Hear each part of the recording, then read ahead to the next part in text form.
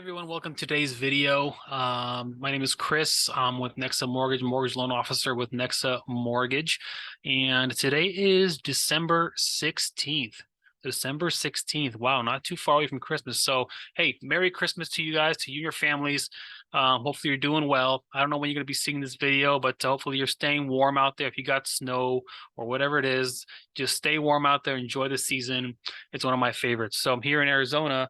Let's see, it's about 50 degrees, windy, so it's really cold for us. Really excited to kick off a series called Rates, Real Estate, and Recession. Because you know what? I know you've got questions. A lot of people have questions, right, based on what happened yesterday. But we're really excited to kick off this series, Rates, Real Estate, and Recession. So just questions that we'll be able to answer is, is now a good time to buy? Should I rent or should I buy? What's the market doing now? What does it look like going to be for 2023? All those questions we're going to be answering in this series of videos called Rates, Real Estate, and Recession. So let's get right to it. One of the first things that were discussed today is inflation and what the Fed did yesterday. So as I mentioned, today is December 16th, and yesterday, December 15th, the Fed hiked their benchmark rate, which is the Fed funds rate, by 0.5%.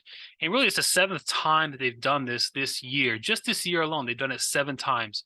And so you may be asking, well, what is the Fed funds rate? Well, the Fed funds rate is the overnight borrowing rate for banks. It's not the same as mortgage rates, but you may be wondering how these hikes in the Fed funds rate affect mortgage rates. Well, when the Fed hikes the Fed funds rate, what they're really trying to do is they're really trying to slow down the economy and curb inflation, which really is the main driver for mortgage rates. A lot of people think that when they raise the rates or lower the rates, that they're doing that to the actual mortgage rates. Well, the government really has nothing to do directly to raise mortgage rates or lower mortgage rates. What they're really doing is they're going after inflation. And so inflation right now is at a 42-year high. We've seen consumer inflation go up that quickly, and because the economy was so hot and moving so quickly, the Federal Reserve decided to step in and do something about it. And so really when the Fed sees inflation get out of control, really they have one instrument they can use to really curb inflation, and that is a blunt force object called raising the Fed rate. And so we've seen as they've raised rates just 7 times this year that it's starting to work, right? Inflation's starting to come down. But we need to look at the history and what the relationship is between when the Fed raises rates and how do mortgage rates respond? So today's video, we're going to kick off with real estate rate and recession. We're going to talk about inflation and the Fed funds rate and the relationship between the two. So I'm going to share my screen with you, and we'll kind of go through this together. All right. So rates, real estate, and recession. When we look at the relationship between the two, we can go back. But first, we have to understand, what is inflation? And inflation is simply this. It's too many dollars chasing too few goods.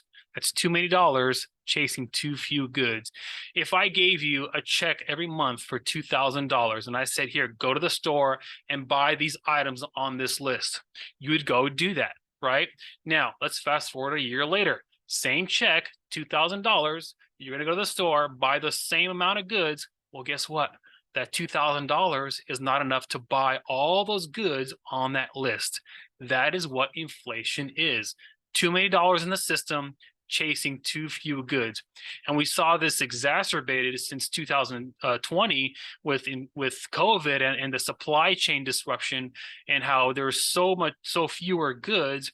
We actually saw this play right before our eyes in the real estate market as home prices just skyrocketed so fast. Primarily, there was just not enough homes in the market and too many people chasing those homes because rates were so low.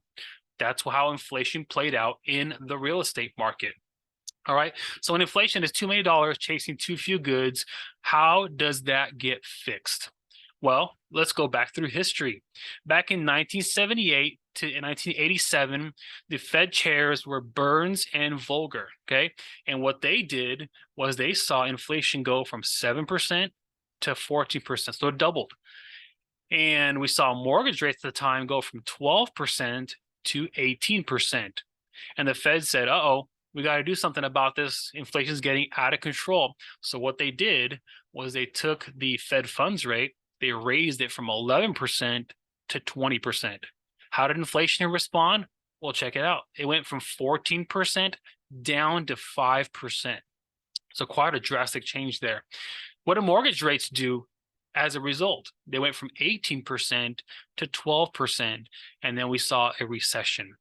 What about the next guy, Alan Greenspan? During his term, he saw rates go from 1.75% to 3.5% in inflation. Okay, so it's not too bad, but mortgage rates went from 7% to 8.5%. All right.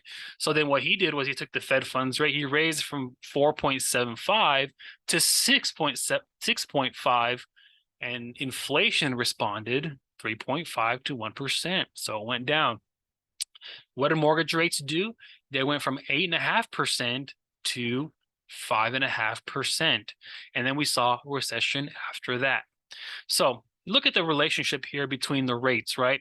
When it drops down, it never goes back up above where it was before they did this, when they raised the Fed fund. Look at this, went from 5.5%, and it used to be at 7%. So it never went above where it was before.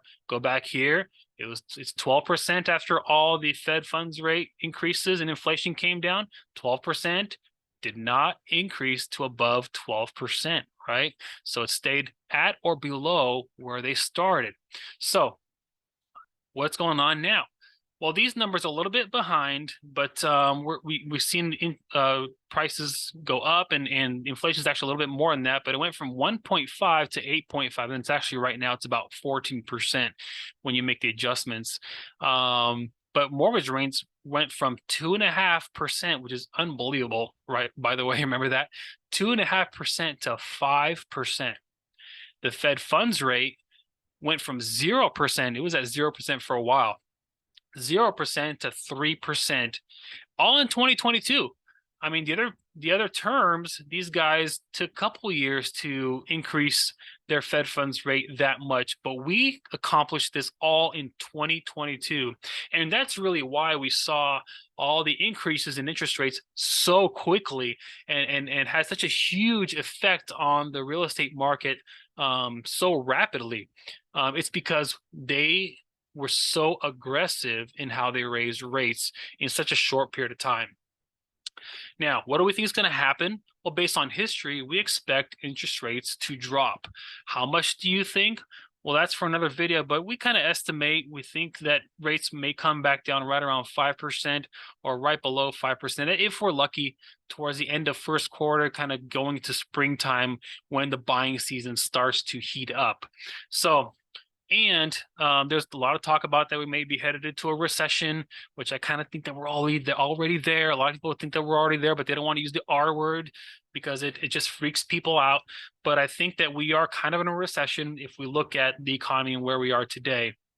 So should we be worried that we're going to be headed to a recession? Well, let's look to see how interest rates, mortgage rates respond to a recession. All right, so we go back to 1972. Mortgage rates start right around 7.5. They go up and up and up.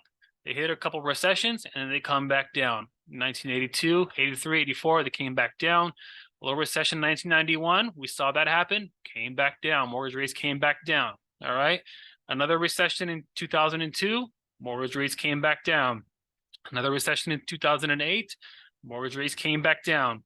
Another recession, mini recession there in 2020. Rates came back down, and then they went up as inflation went up, as we're starting to make the climb again towards the next recession, which I think we're already there. So we'll see mortgage rates come back down after the recession. But if we look at it, we see the change here. It went from 3.75 to 2.75 here. We bottomed out right there. Before that, we saw rates go from 6% around here all the way down to 4.875%. Before that, we went from 7.375 to 6.75 interest rate on a mortgage rate. Before that, we went from 11% to 8.75%. Before that, we went from 18% to 13%. And before that, went from 16% to 11.75%. So we see the relationship there again is as mortgage rates go down after a recession. So how does the housing market respond to a recession? We go back to 1960 and all the way up till today. Look at the increase there. As a recession hit here, home prices, home values went up. Again here, home values went up. They keep going up through every single recession until we hit this period here. Now, this is an anomaly. This is kind of a thing that happened. You know, remember what happened here? This is right around 2008. What do you think happened back then? Right, the housing bubble, right? That is the one time that the housing market responded negatively after or through a recession. And that was because it was caused by the housing bubble. And you remember what was happening during the housing bubble? There was these crazy loans, people just saying, I make X amount of money, I have X amount of money in our bank, and so they would just get a loan, right? People with 400 credit scores, collections, bankruptcies, if they can get a loan, right? Basically, you fog up a mirror and you get a loan. I mean, what could go wrong with those kinds of loans, right? Well, something did go wrong. Interest rates adjusted. All these adjustable rate mortgages that happened back then really lax underwriting guidelines and oversight caused the bubble and caused the real estate crash. So that's what happened there. But ever since then, if we look back, see, after this recession, the market kept going up. Even through 2020, we have this mini recession during COVID. The prices kept going up. All right. So that's how housing stays strong through recessions. And so what's going to happen going forward? Well, guys, look, I'm going to tell you something right now. Right now is probably the best time to buy real estate. You may be thinking, I know, you may be thinking you're crazy. The prices are too high. The mortgage rates are too high. Well, prices are already starting to come down. And the amount of value that we're seeing come down in homes, I don't think that it's really the value of the actual real estate market, but what we're seeing is this astronomical overinflated price that's coming down on these homes. They're coming back down to where they should be, but we're not going to see a crash. We're just not. It's just not the same market as 2008. We're facing still low supply and still good demand. And I know a lot of people are on the sidelines waiting for rates to go down, for house prices to go down. But look, listen to me. You're playing a tricky game trying to time the market at the perfect time there where it's the lowest interest and the lowest price. It doesn't always work that way. As the rates come down, prices go up. The reason is because of competition, supply, and demand. And in our next video, we'll talk about that. We'll talk about supply and demand and how that affects the mortgage market. But keep in mind that a lot of people are waiting because the news is telling them that it's going to crash because, well, they've been saying that for many years. And a lot of people have been on the sidelines and they lost out on a lot of equity, a lot of opportunity to build wealth through real estate because they've listened to people that don't know the housing market and how it operates. So I'm telling you guys, right now is the best time to buy real estate, even with the higher rates. You know why? Because right now there's programs out there called buy down programs where sellers are motivated to sell their home, and they'll actually pay for your interest rate to be lowered by 2 or 3% for the first couple of years. And then when rates come back down, because we saw through history, I just showed you, that rates will come back down. When they come back down, you lock in through a refinance, right? And I heard a saying that my wife told me, and I'm going to use it here. It's date the rate, marry the home, right? Date the rate, marry the home. We can always refinance you and lock you into a lower rate, right? But if you're going to be paying a lower rate anyway on the first couple of years of your mortgage, you can safely bet that rate's going to come back down. You can lock it in when rates come back down. But what's not going to go down is home values. Home values are going to continue to increase, especially as rates come back down. And a lot of people are going to jump back into the housing market. It may not be as crazy as it was in 2020, 2019, but increased demand, increased competition will drive prices up because we still are behind on providing enough demand or enough supply for people that want to buy homes. So anyway, guys, I just want to drop this video to you just to let you know that right now is the best time to buy real estate. Oh, and by the way, it's the #1 way to build wealth for families like yours and mine is through real estate, right? If that doesn't make sense, let me know. I'd be glad to talk with you one-on-one, create a plan for you to get into the housing market, start building wealth today for you and your family. And hey, just want to say thank you. If you like this video, if it's helpful, please like, comment, and share. They tell me it helps in some way. So anyway, just want to say thank you. Merry Christmas, guys. Take care.